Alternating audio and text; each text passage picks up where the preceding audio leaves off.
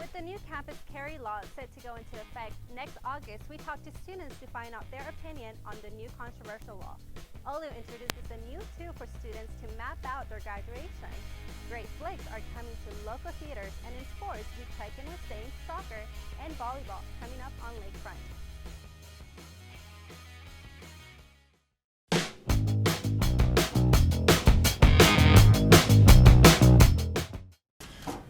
There's been another mass shooting in America, this time in a community college in Oregon. That means there are more American families, moms, dads, children, whose lives have been changed forever. That was the reaction of the president after 9 people were killed and 9 others were injured in a shooting at Oregon's Umpqua Community College.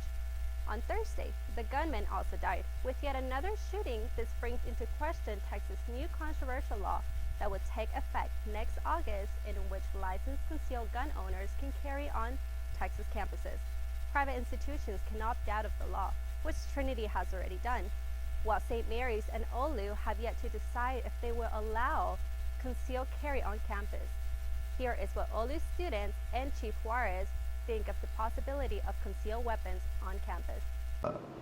I prefer that it only be law enforcement personnel that have weapons on campus, and the reason for that is there have been a lot of studies and there have been a lot of meetings. Like you said, this has been going on for a while with the meetings, and a lot of the chiefs from different universities have also met as well and discussed this.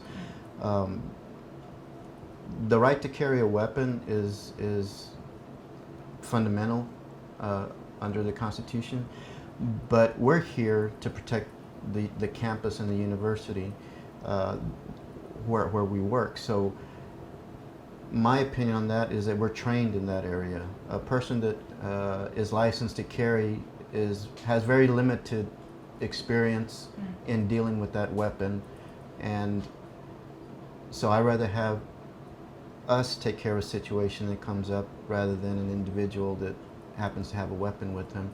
I don't think we need a gun policy here, but I think we more or less need a gun action policy, so that way in case there were something to arise, there is a step and procedures that we would follow.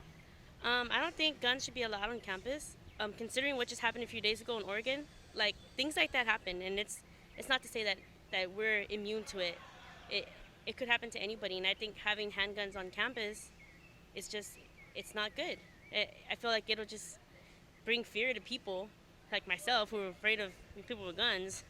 Yes, I kind of agree with the whole guns can actually help you with protecting yourself, because there will always be someone who breaks the law and bring guns to kill others. But if you have a gun to protect yourself, then you could use that.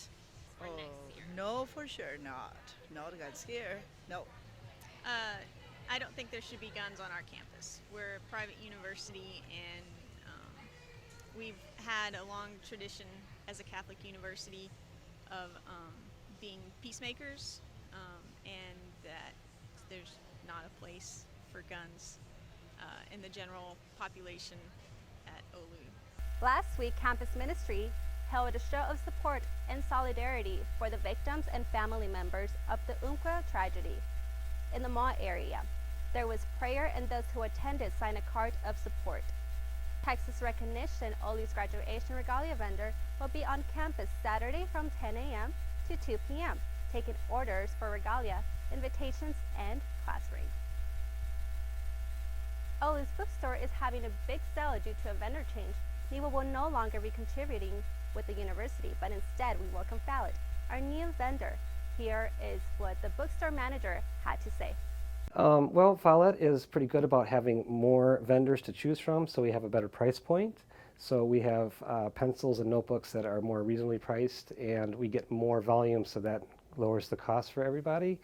And then another thing is that we have more computer options. We have a lot of computers online where you can order them through Follett, even using your financial aid, and have that delivered to your home. There's more books available. We also have digital versions of the books. And if we run out of a book that's out of stock, Follett, the new company, will replace that book within a few days and have it shipped to you directly. The grade commencement participation card included in the graduation information packet lists incorrect start times for ring, blessing, and liturgy, and correct day for times. On Friday, December 18th, the ring blessing ceremony will be held at noon in Sacred Heart Chapel, and the graduate liturgy will be followed at 3 p.m. also in the Sacred Heart Chapel. Olu is introducing a new tool to help students track their progress towards graduation. My Academic Plan, or MAP, allows students to create a plan to complete all required courses in order to graduate on time. Students can learn how to create their own map to graduation during the last training session tomorrow from noon to 1 in main building, room 21. Freshmen, map training will be provided during your applications of learning class. Catalina Perdomo was awarded the Marriage and Family Therapy Fellowship. This is a competitive and prestigious award given to select students from marriage and family therapy programs from across the country. In support of the delivery of culturally competent mental health and substance abuse services to under-reserved minority populations. The Olu community is invited to attend CDP Heritage Day, Sunday from 11 a.m. to 3 p.m. at the Moy Retreat Center in Castroville. There will be craft show, plant sale, children's game area, pony rides, silent auction, and quilt raffle. Barbecue place will be available for sale for $8 until 2 p.m. Admissions is free. And all proceeds benefits Congregation Moy Retreat Center. Olu community is invited to participate in Olu Make a Difference Day on Saturday, October 17th at the San Antonio Food Bank. Volunteers will help prepare the fruit and vegetable gardens, pack non-perishable foods into boxes. Carpooling will be available beginning at 8:20 on the day of the event. Those who wish to participate must sign up in advance with the Center for Service Learning and Volunteerism at 210-431-3939 or stop by the office in Warden School, room 23. Looking for some entertainment this weekend? JC Bolslager has some suggestions for you. Welcome to the movie entertainment section. We've got 4 promising movies to look out for, so let's get going. And action! It feels like every 5 to 10 years we receive a new Peter Pan movie, from Disney's animated kids movie to Hook starring Robin Williams to the live-action Peter Pan from the early 2000s. Now it's time for the new telling of the story of Peter Pan, simply called Pan. It seems like the Warner Brothers is offering us a fresh take, however, making this a prequel to every other Pan movie.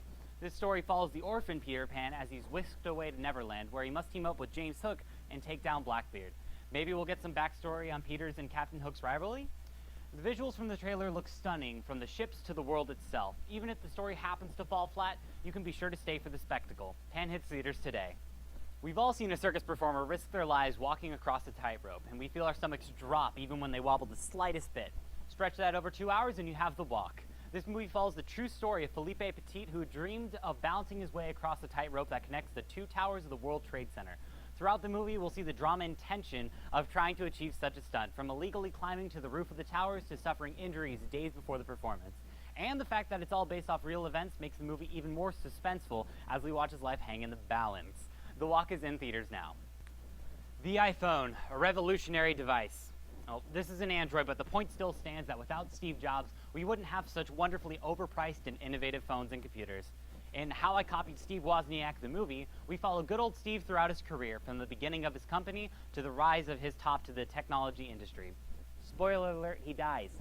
In the style of The Social Network, the Facebook documentary, you can expect a lot of dramatized family and friends relationships with probably an inaccurate amount of shouting and throwing things. However, from a cinematic point of view, The Social Network was amazing, and I don't expect this movie to be any different. Unlike getting the new iPhone, you won't have to stand in line over a weekend to see this movie in theaters today. Have you ever been watching a Friday the 13th movie and thought, oh, why would you go towards the noise? Why are you splitting up? This isn't Scooby-Doo. Why are you leaving your only gun? If you say that all the time, well, 1, your friends probably think you're obnoxious, and 2, The Final Girls is the movie for you.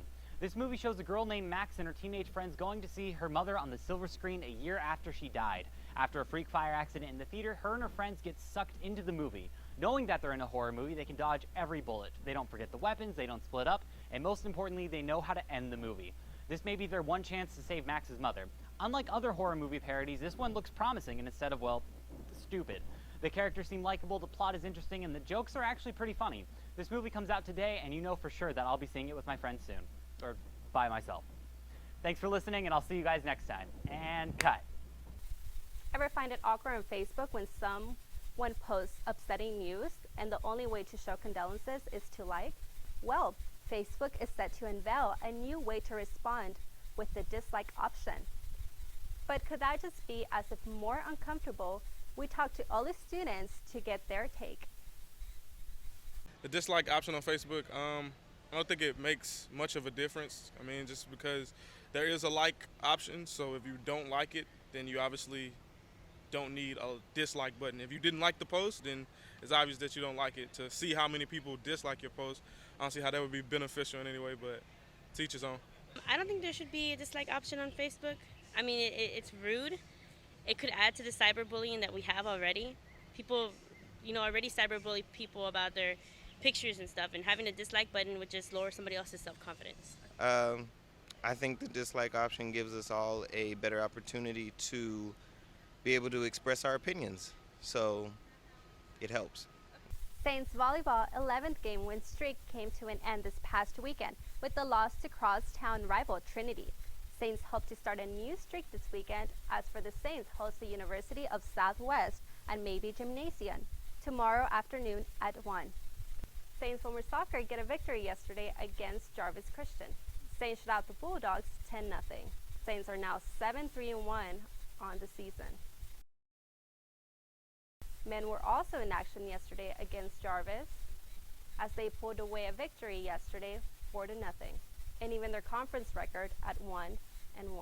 Both the men and women's soccer teams will be back on the pitch tomorrow as they host Texas College starting at 1. That is all for the Lakefront this week. Don't forget to like us on Facebook and subscribe to our YouTube channel.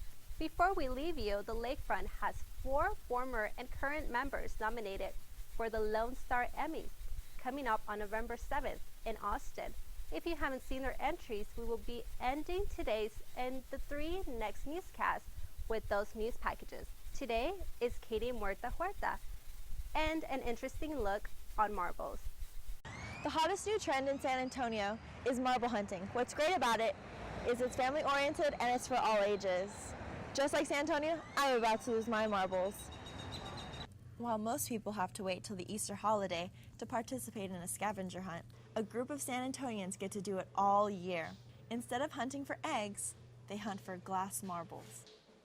With almost 6,000 members, Esferas Perdidas, or Lost Spheres, is an interactive glass marble hunting page on Facebook where members can post clues as to where they've hidden their marbles. It's free and open to anyone. These aren't your typical store-bought marbles. Local glass artists like Jake Zoli Harper help contribute to this page with their small pieces of art. I feel like it's more for the community, and in the beginning it was getting art into the hands of people a little easier, and the easiest way is for free, but it's turned into more of like a community involvement type thing, and it's getting more and more people interested in art, glass art and other kinds of art as well. So I see it being more of like a family and community-based thing than publicity. We try to avoid too much of that. Marbles can range from $20 to $100, but that doesn't keep the community from hiding them. Not only is art being exposed to the community, but it's unifying it too. You get to meet a lot of friendly faces and actually have about a handful of people that are really close friends now. And we always have social events, and we always hang out, or we call each other or text each other, hey, you gonna go to this? And so I would say to people, Esferas Perdidas demonstrates that something as small as a marble can unify a city as large as San Antonio. For Lakefront Live, I'm Katie Muerta Huerta.